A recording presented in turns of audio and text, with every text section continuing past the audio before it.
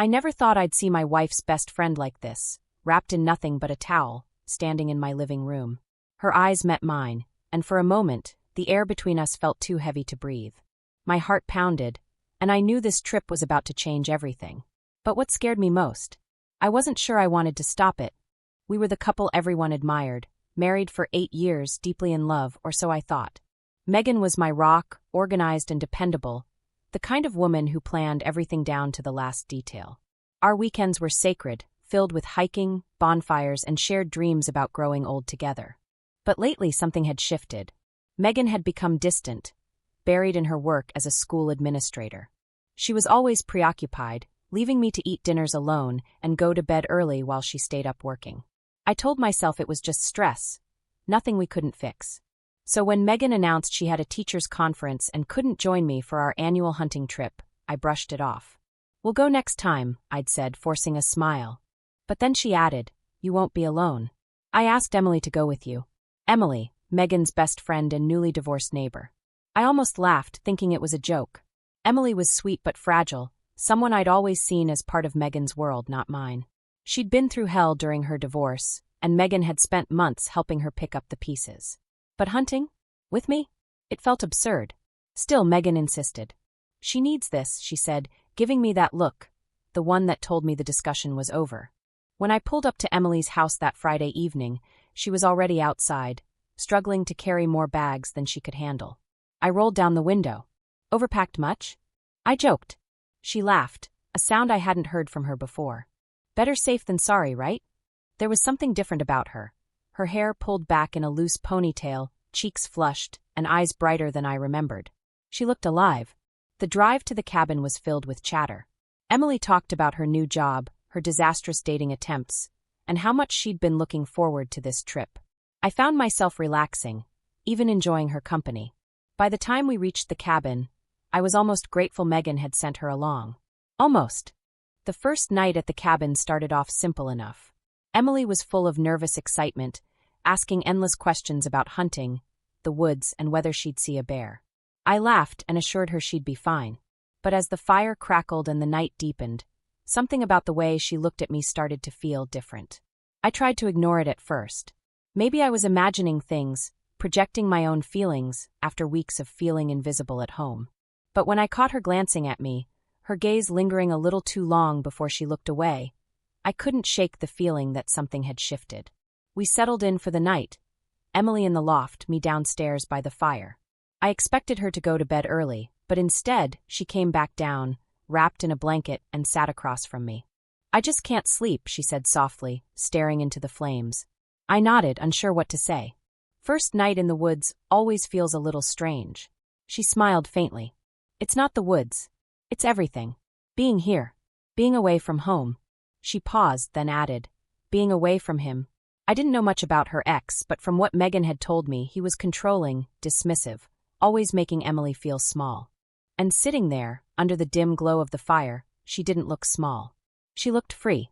We talked for hours, about Megan, about her divorce, even about dreams she'd given up over the years. And the more we talked, the more I felt a pull, something I knew I should resist but didn't want to. When she finally went upstairs, I stayed by the fire, trying to clear my head. This was Megan's best friend. Megan trusted me. She trusted Emily. But the next morning, things didn't get easier. I woke early to start breakfast, but Emily was already up. She stood by the kitchen counter, wearing one of my flannel shirts. Way too big for her, but hanging just right in a way that made me look twice before I snapped my gaze away. "Hope you don't mind," she said, smiling. "It's warmer than what I brought." I mumbled something about it being fine, but my heart was racing. The day was filled with small moments like that. Her brushing against me as we packed our gear, her laugh ringing out too easily, her eyes meeting mine just a second too long. By the time we made it back to the cabin that evening, the tension was thick. And when she asked me to help her with the firewood, standing too close as the light faded, I knew this wasn't just in my head. But the worst part? I wasn't pulling away. The second night in the cabin felt different, charged like the air before a storm. Emily had been quieter during dinner, her usual chatter replaced by thoughtful pauses and quick glances my way. I told myself I was imagining it, but when she leaned over to refill her glass of wine, her hand brushed against mine and lingered just a moment too long. I pulled back quickly, pretending to focus on stoking the fire, but my pulse betrayed me. "Thanks for letting me come," she said suddenly, her voice softer than before. "I know this is usually something you and Megan do." I shrugged, forcing a casual smile. "It's nice having company." Her lips curved upward, but there was something behind her eyes, something unspoken. After dinner, she disappeared into the loft to shower, and I tried to distract myself with the TV. But when she came back down, everything changed. She was barefoot, her damp hair falling in loose waves around her shoulders. She wore a fitted tank top and pajama shorts that left little to the imagination. My throat went dry, and I looked away quickly, but not before she caught me. "Too hot up there," she said, settling onto the couch across from me. "Yeah," I managed, focusing on the flickering flames instead of her legs tucked beneath her. For a while, we sat in silence, the only sounds coming from the fire and the occasional creak of the cabin settling. But then she spoke again. "Do you ever wonder if you made the right choices?" I turned to her, surprised. "What do you mean?" She hesitated, her fingers tracing the rim of her glass. "Marriage. Love. Whether it's supposed to feel like this, comfortable but empty." I swallowed hard. "I think everyone wonders that at some point." She met my eyes then, and the weight of her gaze sent a jolt through me. "Even you." I didn't answer. I couldn't. She moved closer, her knee brushing against mine. "I felt more alive in the last 24 hours than I have in the last 2 years, she whispered. I should have stopped her right there, should have created distance, reminded her of Megan, reminded myself. But instead, I stayed frozen, every muscle in my body betraying me. When she reached out and touched my hand, I didn't pull away. "Emily," I said, barely above a whisper. "I'm not asking for anything," she interrupted. "I just needed to feel this." Her words hung in the air, and before I could think better of it, my hand closed over hers. For the rest of the night, we hovered on the edge of something we both knew we shouldn't cross. Her touches lingered. My eyes strayed. Every brush of her arm or flicker of her smile felt like fire. I kept telling myself it was harmless, just a moment of connection in the middle of loneliness. But deep down I knew better. The tension didn't fade as the night dragged on. Instead, it grew heavier, suffocating. And when it was time to turn in, I found myself lingering by the stairs as she climbed up to the loft. She paused halfway, looking back at me. "Good night," she said softly. "Good night," I replied, but my voice cracked, betraying everything I was trying to hide. I stayed by the fire long after she disappeared, but I couldn't shake the memory of her touch, or the way she looked at me like I was the only thing keeping her from falling apart. I didn't sleep much that night. Every sound the cabin made, the creak of the wood, the wind outside, felt amplified, like the universe was daring me to make a mistake. Emily's presence lingered, even after she'd gone upstairs. I could still feel the warmth of her touch, hear the softness in her voice. By morning, I was exhausted but determined to push past the growing tension. I reminded myself who I was, a married man. Megan trusted me. But when Emily came down the stairs, wearing one of my flannel shirts again, and smiling like nothing had happened, all those reminders felt hollow. "Coffee?" she asked, her voice light and easy. I nodded, watching as she moved around the small kitchen like she belonged there. Her hair was still slightly damp from her shower the night before, and the faint scent of her shampoo filled the room. I clenched my jaw, forcing my eyes away. The day passed in a blur. We went out to the clearing behind the cabin, setting up targets for shooting practice. Emily was a quick learner, but every time I adjusted her stance or guided her aim, the brush of her body against mine sent sparks through me. "Like this?" she asked, turning her head to look at me, her face inches from mine. I cleared my throat and stepped back. "Yeah, that's good. Try it now." She bit her lip and focused on the target, but I couldn't focus at all. By the time we returned to the cabin, the tension had reached a breaking point. She seemed to sense it too, her laughter quieter, her movements slower. We danced around it, both pretending nothing had changed, but it was there, undeniable and heavy. After dinner, she poured herself another glass of wine and curled up on the couch, tucking her legs beneath her. "You're awfully quiet tonight," she said, watching me. I shrugged. "Just tired." "Liar," she teased, but there was an edge to her voice, a challenge. I opened my mouth to respond, but before I could, she set her glass down and stood up. "I think I'll turn in early," she said, her voice soft again.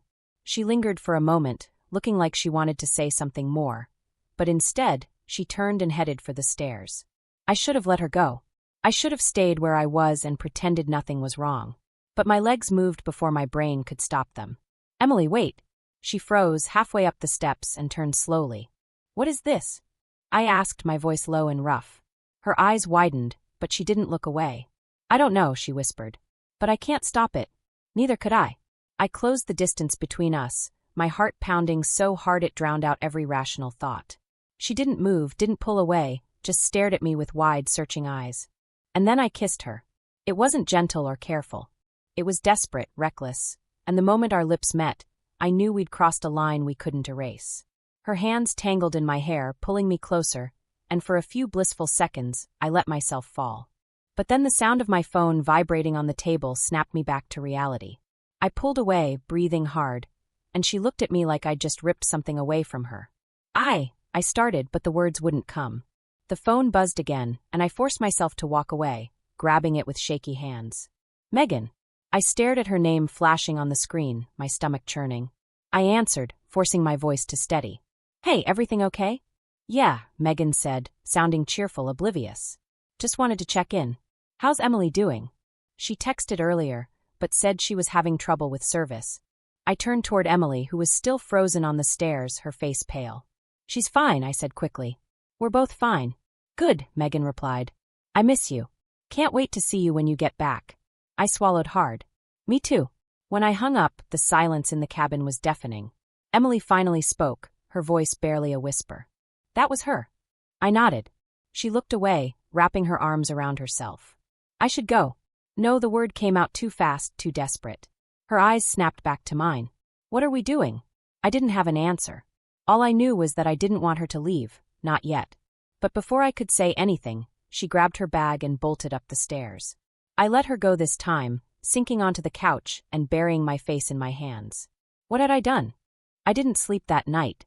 The weight of what had happened, or almost happened, pressed down on me like the thickest fog. I replayed the kiss over and over, hating myself for not stopping it, for letting things go too far. The image of Emily's eyes, wide and pleading, haunted me. By morning, the air in the cabin felt heavy, and when Emily finally came downstairs, her face was pale, her movements stiff. She didn't look at me as she poured herself a cup of coffee, her hands trembling just enough for me to notice. We need to talk, I said, breaking the silence. She flinched, then set the mug down so hard it splashed coffee onto the counter. No, we don't. Emily. No, her voice was sharp, but her eyes glistened with tears as she finally looked at me. We can't undo it, okay? We can't pretend it didn't happen. But we can stop now. Before it gets worse. She turned away, hugging herself like she was trying to hold her entire world together. I stepped closer but stopped myself before I reached her. I didn't mean for this to happen. She let out a bitter laugh. Neither did I.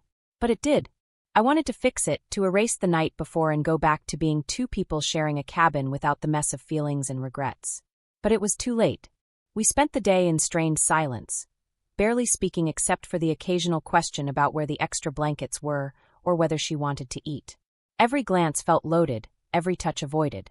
But it didn't matter how much we avoided each other. The damage had already been done. Late that afternoon, Emily finally broke the silence. I think I should leave early. Her words hit me harder than I expected. You don't have to do that. She shook her head. I do. For both of us. I wanted to argue, to convince her to stay, but what could I say? She was right. Staying any longer would only make things worse. That evening, as we packed her things into the truck, she turned to me one last time. I never meant to come between you and Megan. You didn't. I lied, even though we both knew the truth. She opened her mouth to say something else but stopped herself. Instead, she reached out and touched my hand, just for a second, before pulling away. Take care of yourself, she said softly, then climbed into the truck. I watched her go, feeling an ache in my chest that I couldn't explain, or maybe didn't want to. Back home. When I finally returned home to Megan, I felt like a different man, torn apart by guilt and regret. She greeted me with a warm hug and a kiss, completely unaware of the storm raging inside me. How was it? She asked, her eyes bright with curiosity. I forced a smile. Good. Quiet. Emily said she had fun. She texted me on her way back. I froze, but Megan didn't notice. She said you were a great teacher. Thanks for looking out for her. The words cut deeper than I expected, and I nodded, unable to find the right response. Over the next few days, things slowly returned to normal, or at least, Megan thought they did. But I couldn't shake the weight of what had happened. Every time Megan smiled at me, every time she touched my arm, I felt like a fraud. The worst part? I couldn't stop thinking about Emily. About the way she'd looked at me, the way she'd felt in my arms, even the way she'd walked away. I told myself it was just guilt, that it would fade with time. But as the days stretched into weeks, the memories stayed sharp, like wounds that refused to heal. Emily stopped coming around. Megan mentioned it once or twice, wondering if she was okay, but I just shrugged and said she probably needed space. Inside, I knew the truth. She was avoiding me, and part of me was grateful for it. But another part, the part one didn't want to admit existed, missed her. The weeks after the cabin trip were some of the hardest I'd ever faced. Megan moved through our days like nothing had changed, smiling and laughing, trusting me completely. But I felt like I was living a lie. Emily had disappeared from our lives as if she'd never been there. No calls, no texts, no casual visits. Megan assumed she was just busy, trying to rebuild her life after the divorce. I let her believe that. It was easier than admitting the truth. But inside, I was unraveling. Every glance Megan gave me felt like a test I was bound to fail. Every time she reached for my hand or kissed me goodnight, guilt churned inside me like acid. I told myself it was just a mistake, one moment of weakness that didn't define who I was. But the more I tried to convince myself, the more hollow it felt. I thought about telling Megan the truth. Late at night, lying beside her while she slept peacefully, I rehearsed the words in my head. But no matter how many times I imagined it, I couldn't do it. The truth wouldn't fix anything. It would only destroy us. One afternoon, Megan mentioned Emily again, this time with a frown. "She's been avoiding me," she said. "I don't get it. I was there for her through everything. And now it's like she's shutting me out." I swallowed hard, forcing myself to keep my expression neutral. Maybe she just needs time. Megan sighed. "I guess. I just hope she's okay." Her concern twisted the knife in my gut. I wanted to tell her that Emily wasn't okay, that none of us were. But I stayed silent. As the weeks turned into months, the weight of the secret began to shift. It didn't go away. It never would. But it became something I learned to carry. I focused on Megan, on being the husband she deserved. I told myself that I could make up for what I'd done, that I could rebuild the trust I'd broken without her ever knowing it had shattered in the first place. But the truth? I wasn't sure I'd ever forgive myself. The moral reflection. Standing at the edge of temptation feels easy until you cross the line. Then you realize there's no going back. I let loneliness and curiosity lead me to a moment I couldn't undo. And while I stopped before it became more than a kiss, the damage had already been done, not just to my marriage but to who I thought I was. I learned the hard way that trust isn't just about what you do. It's about what you resist doing. And sometimes the hardest thing isn't walking away from temptation. It's living with the knowledge that you didn't. What would you have done in his position? Was it just a moment of weakness, or was it the beginning of something more dangerous? Let us know your thoughts in the comments below. If you want to hear what happens next, or explore more shocking and emotional stories, don't forget to like, subscribe, and hit the bell icon to stay updated. You won't believe what's coming next.